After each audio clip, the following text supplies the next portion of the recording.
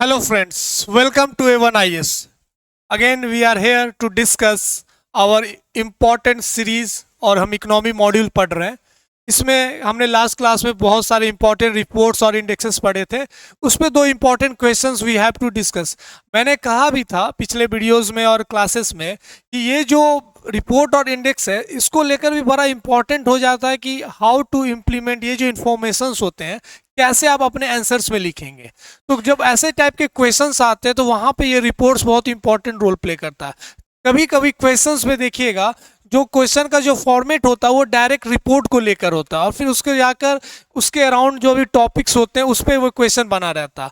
तो for that reason we will discuss again two important question regarding our previous report और indexes. उसके बाद फिर हम इम्पॉर्टेंट और भी जो रिपोर्ट्स और इंडेक्सेस उसको डिस्कस करेंगे and all information PDF will be uploaded to our channel on Telegram. जो A1IS ऑफिशियल चैनल है उस पर आपको वो मिल जाएगा। तो फर्स्ट क्वेश्चन इज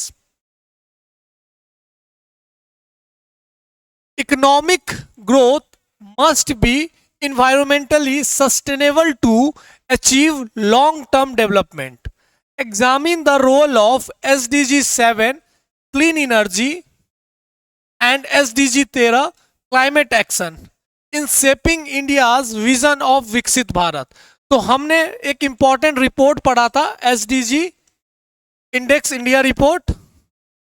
उसमें हमने डिस्कस सारे चीज एरियाज हाइलाइट्स डिस्कस किया था कि कैसे इंपॉर्टेंट रोल प्ले कर रहा है, what are the important schemes regarding report. अब क्लीन एनर्जी को लेकर हमने एक इंपॉर्टेंट टॉपिक भी पढ़ा था एनर्जी ट्रांजिशन को लेकर, how we are transform from fossil fuel to the renewable energy. हमने एनर्जी मिक्स के बारे में पढ़ा था, इंपॉर्टेंट इनिशिएटिव्स के बारे में पढ़ा था, इसके इंपॉर्टेंट इम्पैक्ट को लेकर पढ़ा था। तो इसमें भी क्वेश्चन देखिएगा इकोनॉमिक ग्रोथ से रिलेटेड है कि इकोनॉमिक ग्रोथ को इन्वायरमेंटली सस्टेनेबल बनाने के लिए ये एसडीजी 7 और 13। अब इसमें भी सारे आपके पास कंटेंट है, आपके पास एसडीजी रिपोर्ट्स हैं, उसको लेकर आप बहुत अच्छा आंसर्स लिख सकते हैं। And we have almost discuss regarding this topic energy transition को लेकर, क्लाइमेट को लेकर, तो हमने ये सारा चीज डिस्कस किया। तो again I am saying try to write this type of questions. दो चार प्रैक्टिस जरूर करें कि आपके पास समझ में आ जाएगा अगर ऐसे क्वेश्चंस आते हैं हाउ टू राइट। उस समय आप पैनिक नहीं होंगे, आपके पास वेल कॉन्फिडेंट होंगे, आपके पास सोर्सेस बहुत अच्छे होंगे, आप बहुत अच्छा आंसर लिखेंगे। Now we move to next question. Analyse the recent trend in domestic migration in India as highlighted by Economic Advisory Council जो PM 400 million dreams report.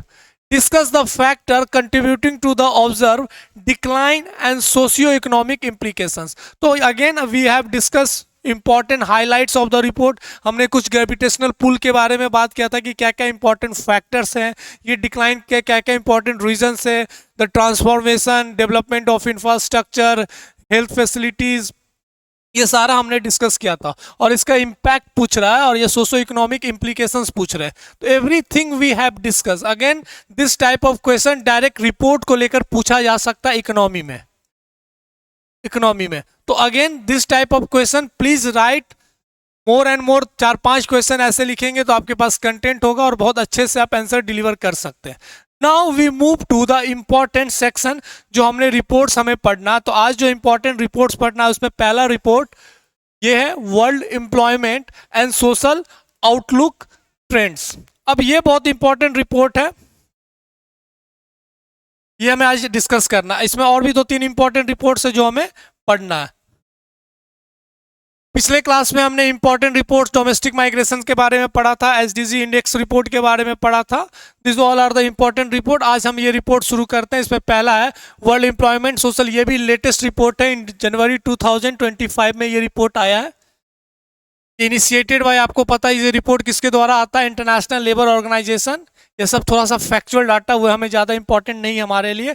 The report points ongoing challenges such as slow economic recovery, geopolitical tensions, climate change and social uncertainties affecting the labour market. तो basically ये employment report के बारे में बात कर रहा है एंड सोशल आउटलुक को लेकर बात कर रहा है। तो कुछ इंपॉर्टेंट फैक्टर्स है, स्लो इकोनॉमिक रिकवरी हो रहा है due to the pandemic factor के बाद हर कंट्रीज में इकोनॉमिक रिकवरी बहुत स्लो हुआ है। India is one of the important example या एक्सेप्शन बोल सकते हैं जहां पे इकोनॉमिक रिकवरी बहुत तेज हुआ है compare to other countries.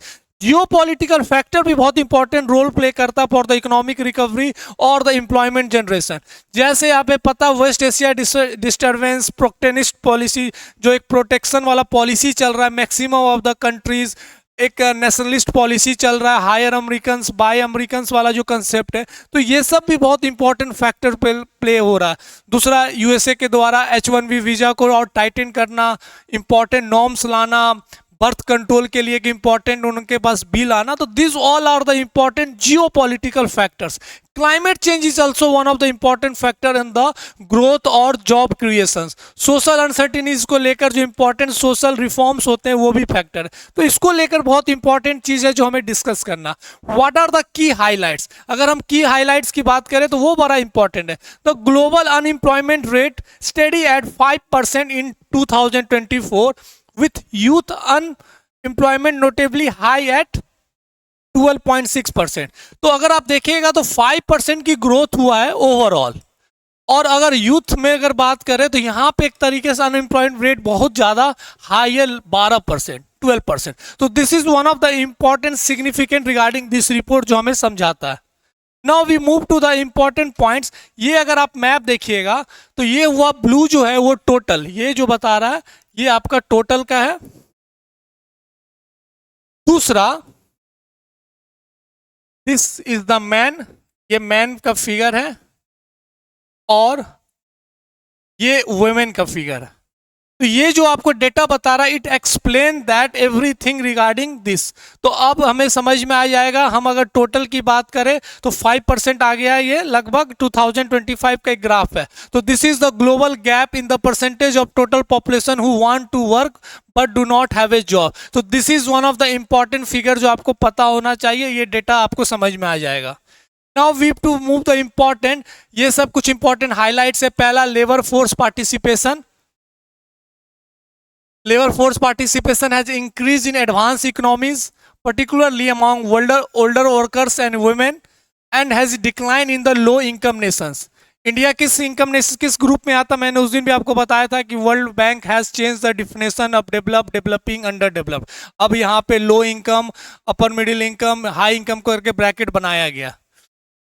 Contributing to the slower employment growth globally. तो this all are the important fact जो आपको पता होना चाहिए इन 2024। ये कुछ इंपॉर्टेंट फिगर्स है, थोड़ा बहुत आपको याद रखना है। एवरीथिंग वाज एक्सप्लेन, ये पॉइंट्स है, कुछ पॉइंट्स याद रखने जरूरी हैं फॉर द एग्जामिनेशन पर्पस। कभी क्वेश्चंस में आते तो कुछ इंपॉर्टेंट पॉइंट्स आपको पता होना चाहिए। Stagnant wages, shifting labor dynamics, the real wage growth remains weak post pandemic due to the low employment growth and shift in the labor market power toward employers। हमने उस दिन भी बात किया था इनफॉर्मल सेक्टर को लेकर, गिग इकोनॉमी को लेकर, और एक इंपॉर्टेंट जो जॉबलेस ग्रोथ को लेकर हमने बात किया था, जो पैराडॉक्स बना हुआ। तो this all are the important factors India के लिए भी, और इस रिपोर्ट में भी पॉइंट आउट किया गया कि कैसे पोस्ट पेंडेमिक के बाद जो जॉब या ग्रोथ क्रिएट हो रहा है एक तरीके से जॉबलेस ग्रोथ है। तो this all are the important factors.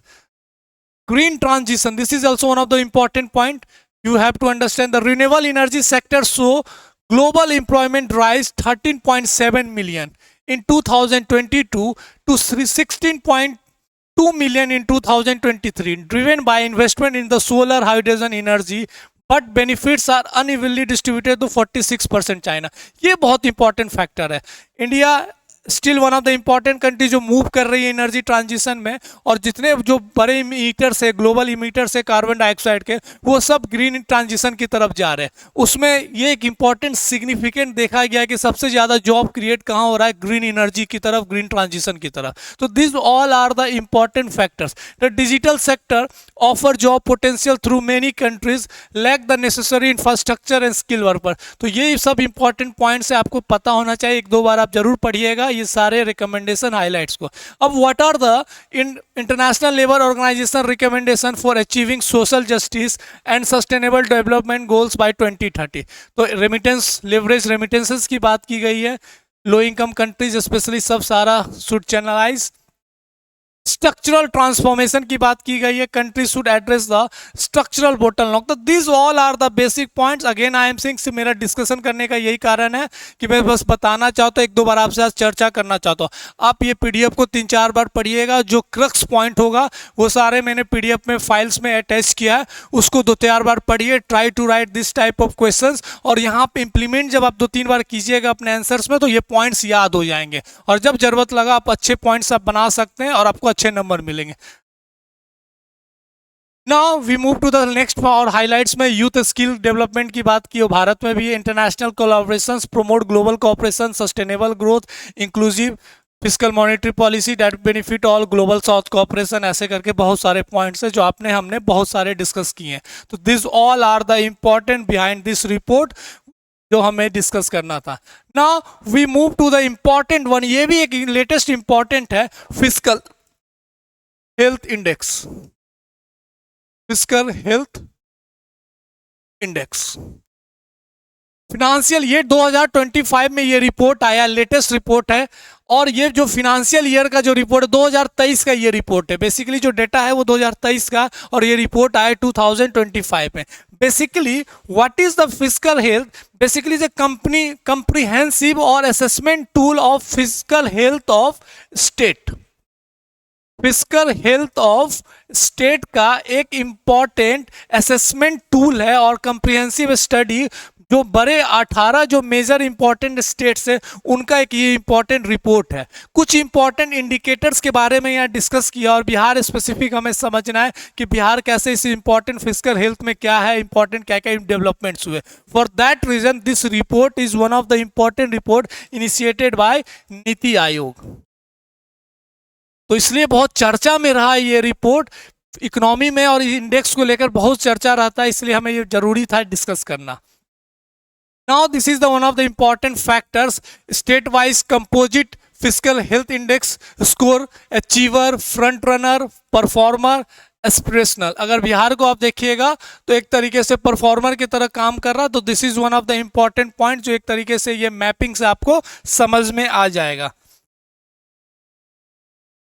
Now defining variables and data interpretation, मैंने बताया था कुछ इंपॉर्टेंट वेरिएबल्स से इंडिकेटर्स, उस पर चर्चा किया गया। Data use to calculate the fiscal health index, major variables and sub components under each variable is source from the CAG, a comprehensive overview of budgetary transaction for all states for the period of 2022-23 utilized for index calculation analysis। तो basically कैसे काम किया जा रहा है उसको लेकर बात किया गया। 5 मेजर सब इंडेक्सेस, 5 मेजर, ये पॉइंट बहुत इंपॉर्टेंट है फॉर एग्जाम पर्पस के लिए।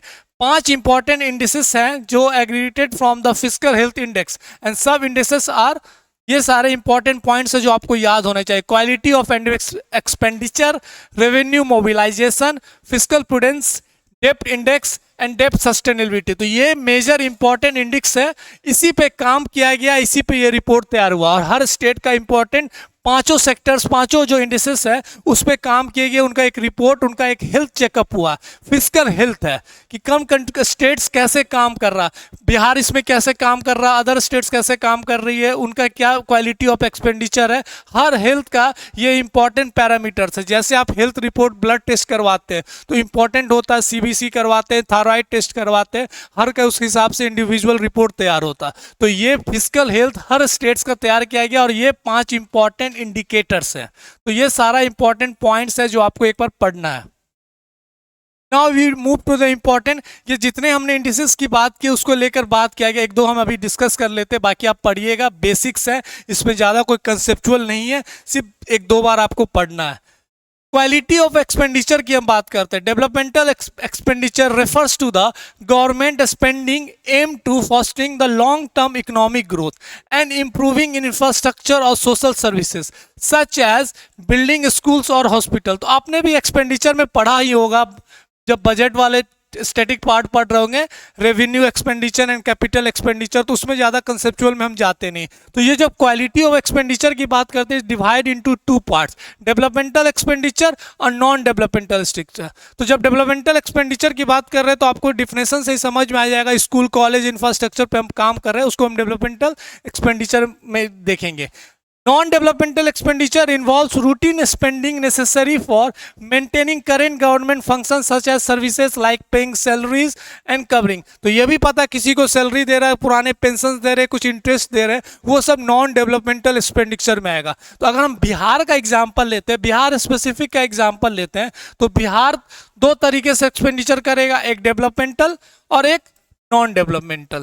तो नॉन डेवलपमेंटल में हो गया सैलरी, इंटरेस्ट, पेंशन, ये सब नॉन डेवलपमेंटल, क्योंकि कोई इंफ्रास्ट्रक्चर पे यहाँ डेवलप ना हो रहा, और स्कूल कॉलेजेस हॉस्पिटल्स बना रहे, वो डेवलपमेंट स्ट्रक्चर में आएगा। तो बेसिक ये चीज बताया गया। Total development expenditure, total spend, the ratio measures the proportion of government total spending that is allocated to the developmental activities. This metric is useful assessing the effectiveness। तो ये सब बेसिक पॉइंट दिया, इसमें ज्यादा आपको एक दो बार रीडिंग करना है। नाउ रेवेन्यू मोबिलाइजेशन, ये दूसरा इंडिसेस है। State on revenue, the ratio reflects the state's ability to generate revenue independently without laying heavily on central government transfers or grants. It provides insight into the state financial sustainability and capacity to find its own developmental and operational needs। तो ये state on revenue की बात कर रही है। जब revenue mobilisation की हम बात कर रहे हैं तो इसमें दो तरीके का, कि हम खुद से कैसे, बिहार गवर्नमेंट कैसे खुद से जनरेट करती है रेवेन्यू और उसी को एक्सपेंडिचर कर रही है, ना कि डिपेंड कर रही है सेंट्रल गवर्नमेंट, तो उसी को हम कहेंगे रेवेन्यू मोबिलाइजेशन। दूसरा, थर्ड देखते हैं fiscal prudence. Fiscal deficit occurs when a government expending surpasses its income. तो ये सब आपने स्टैटिक पार्ट में पढ़ा। It show the gap between total revenue and total expenditure. This difference is amount the needed to borrow. Revenue deficit, ये सब भी हम पढ़े। अगर सरकार जितना आप कमा रहे हैं उससे ज़्यादा खर्च कर रहे हैं तो डेफिसिट आपने स्टैटिक पार्ट में पढ़ा। तो ये भी एक इंपॉर्टेंट इंडिसेस है regarding the fiscal health index. Gross fiscal deficit, उसी को डिफाइन किया गया है। डेप्ट index, interest payment, revenue received, this all are the important points. Outstanding liabilities, तो ये पांचों इंडिसेस को आपको अच्छे से पढ़ना है। डेप्ट sustainability, growth rate of GSDP, growth rate of interest payment, a positive difference suggest a healthy economic environment where the state can maintain its debt, while a negative difference indicates growing fiscal stress and potential challenge। तो ये सब basic definitions है जो आपको देखना है, एक दो बार पढ़ना, ज़्यादा इसमें कुछ ज़्यादा नहीं है, लेकिन एक रिपोर्ट एक बार आपको पढ़कर जरूर जाना। It is very important report. हो सकता है इस पर डायरेक्ट सवाल आ जाए कि explain the fiscal health index report by NITI Aayog and what are the important indicator and how any state will overcome. तो ऐसे करके कोई क्वेश्चन आएगा तो आपको रिपोर्ट के बारे में पता होना चाहिए। Now we move to the third important area. Next, state wise मैंने आपको बताया था, उसको बताया गया है। बिहार देखिएगा परफॉर्मर में है, Bihar comes under the performer. Overall जो टॉप किया है वो है गोवा। ओवरऑल जिसका सबसे अच्छा हेल्थ इंडेक्स है वो है गोवा, फिर छत्तीसगढ़। ये बेसिक पॉइंट्स है, ये हमारे मेंस के लिए इंपॉर्टेंट नहीं है। This all are the factual point जो प्रीलिम्स के लिए इंपॉर्टेंट होता है। तो बिहार के देखेंगे, पर्टिकुलर बिहार के बारे में, वो पांचों इंडिसेस को लेकर एक्सप्लेन किया गया कि बिहार कैसे काम कर रही है, क्या क्या। क्वालिटी ऑफ एक्सपेंडिचर, जो पहला एक्सपेंडिचर था उसमें capital expenditure has grown at 8.4, compound annual growth rate देखेंगे तो 8.4% over the last 5-year period. It around 40% as a proportion of total expenditure। तो कैपिटल एक्सपेंडिचर आपने पढ़ा होगा, वो ऐसे एक्सपेंडिचर जो एक तरीके से एसेट्स क्रिएट में काम होते हैं। तो this all are the important. तो वहां पे ग्रोथ दिख रहा हमें 8.4%। रेवेन्यू एक्सपेंडिचर लाइबिलिटी का काम करता है, आपने ये सब पढ़ा होगा। Capital expenditure as on social economic services constituted 30% of total expenditure while they constitute 40.18% of total. तो this are the basics points, आपको बस पॉइंट्स याद रखना है, एक दो बार पढ़िएगा। जरूरी नहीं है सारे फैक्चुअल डाटा आपको याद रखना है, कोई जरूरत नहीं है। जो इंपॉर्टेंट डाटा है उसको बस ध्यान में रखिएगा, दो चार बार प्रैक्टिस कीजिएगा तो कुछ डाटा याद रहेंगे। अगर डाटा याद भी नहीं रहता तो कोई दिक्कत नहीं है, ये सब जगह पॉइंट्स ही यूज कीजिएगा। फिस्कल हेल्थ इंडेक्स का रिपोर्ट को कोट कीजिएगा, उसके फ्रेज यूज कीजिएगा, तो वो भी बहुत मोर देन सफिशिएंट होता है, कि वो बहुत कम इनकम के कॉपी में दिखेगा according to the physical health index Bihar government has spending इतना इतना ही आप लिखिएगा तो ये काफ़ी रहता है, समझ में आ जाता है कि आपने बहुत अच्छे से रिपोर्ट्स को देखा है, आपको पता है रिपोर्ट को आप कोट कर रहे हैं। तो this all are the important points. Now we move to the revenue mobilisation, हमने पढ़ा था उसी को लेकर, ये भी उसको लेकर एक इंपॉर्टेंट बताया हुआ। तो all information given, try to read one और मोर देन वन टाइम्स, तो उसके आपको याद हो जाएगा। तो मैंने सारे चीज़ आपको पीडीएफ में अपलोड कर दूंगा, प्लीज़ इसको पढ़िएगा। इसमें ज़्यादा डिस्कशन करना नहीं है, सिर्फ थ्योरेटिकल पार्ट है, लेकिन again I am saying for exam purpose it is very important. Now we move to the important third, ये बहुत इंपॉर्टेंट है, इसको बहुत फोकस रखिएगा क्योंकि this is the important latest report, एक ministry of urban and housing development के through ये चीज़ इंफॉर्मेशन आया है, और कुछ यहाँ पे ग्लोबल मॉनिटर रिपोर्ट है, उसको भी लेकर हम चर्चा करेंगे। हमें पता we are moving to the energy transition phase, जहाँ पे हम ग्रीन एनर्जी की बात कर रहे हैं, जहाँ पे ये इलेक्ट्रॉनिक व्हीकल्स की हम बात कर रहे हैं, इलेक्ट्रॉनिक यूजेस की हम बात कर रहे हैं, पर हम इस चीज़ पे हमेशा एक चीज़ ध्यान कम दे रहे हैं कि अभी तो हम बहुत फोकस कर रहे हैं कि we try to move to the electronic vehicles, हर चीज़ इलेक्ट्रॉनिक की तरफ जाते हैं, टू चेंज द ट्रांसफॉर्मेशन, हम चेंज करना चाहते हैं from the fossil fuels to the renewable energy.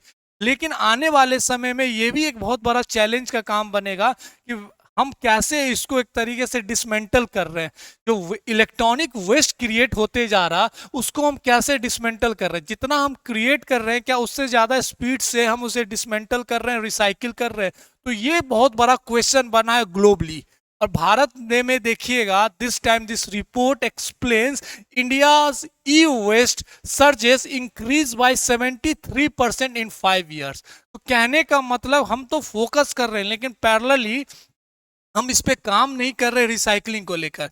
जैसे जब हम फॉसिल फ्यूल्स एनर्जी की बात कर रहे थे तो उससे जो कार्बन इमिशंस हो रहे थे, जो ग्रीन हाउस गैसेस निकल रहे थे, हम सिर्फ ये देख रहे थे कैसे इंडस्ट्रियलाइजेशन और ये इंपॉर्टेंट रोल प्ले कर रहा है, लेकिन हमने उस समय उस पर ज़्यादा फोकस ही नहीं किया कि आने वाले समय में the climate change, the green house gases, global warming is one of the important factor. तो अभी अगर हम इस चीज़ को लेकर स्ट्रांग नहीं हुए, हमारा पॉलिटिकल विल स्ट्रांग नहीं हुआ, हमारा जो डेवलपमेंट वो स्ट्रांग नहीं हुआ, तो this will be more dangerous than the fossil fuels, जिससे वो इंपॉर्टेंट वेस्ट निकलता या ग्रीन हाउस गैसेस निकलता।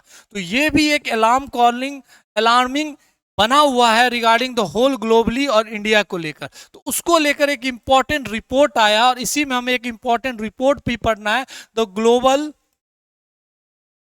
ई waste monitor report, first we report. तो फर्स्ट हम ये एक रिपोर्ट पढ़ेंगे थ्रू द इंडिया को लेकर, जो particular ministry of housing urban उन्होंने रिलीज किया, देन थोड़ा सा हम इस ग्लोबली रिपोर्ट को लेकर डिस्कस करेंगे। India witnessed a surge in electronic waste generation over the past 5 years, rising from 1.01 million metric tons in 2029 to 1.751 metric ton in million tons in 2023-4। तो this is one of the important, जो हम 75% rise की बात कर रहे हैं, इसी ये इंफॉर्मेशन बहुत ज़्यादा है। तो ये सब थोड़ा सा डाटा याद रखिएगा, जब ई वेस्ट को लेकर साइंस एंड टेक में सवाल हो या पर्टिकुलर ज्योग्राफी में, इकोनॉमी में सवाल आता, तो ये डाटा जरूर याद रखिएगा, ये एक तरीके से बहुत इंपॉर्टेंट है।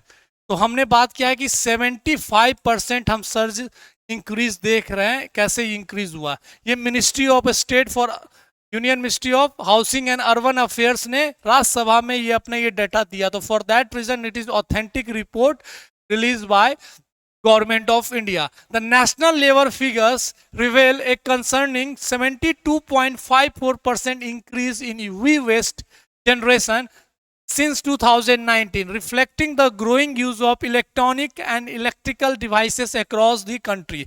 The minister provided this data response to a question about the amount of e-waste generated in urban areas over the last 5 years. Again, I am saying this is the alarming call for all the developing countries, developed country, कि how we dismantle or recycling the electronic waste.